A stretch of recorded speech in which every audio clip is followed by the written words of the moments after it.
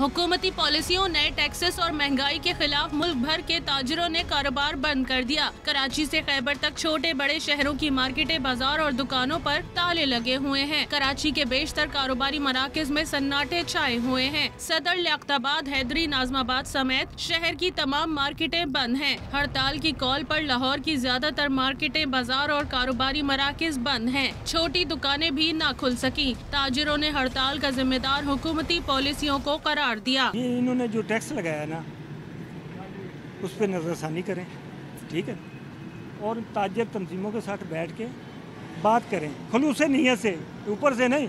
जायज़ टैक्स देने से कभी भी इनकार नहीं करते ताजिर लोग। रात को मेरे सामने सब लोगों की बात हुई। मैं 30-35 साल से यहाँ से मार्केट में हूँ। इसीलिए बंद है कि वज़ीर-ए-आज़म साहब ने दुख दिया है कि उनकी कोई बात नहीं माने, वो सीधे आए वापस चले गए। हड़ताल का ऐलान किया, इसलिए मार्केट आज बंद है। ये जो गवर्नमेंट ने टैक्स लगाए हैं, इसकी वजह से हमारा गरीबों का जीना मुश्किल हो गया है।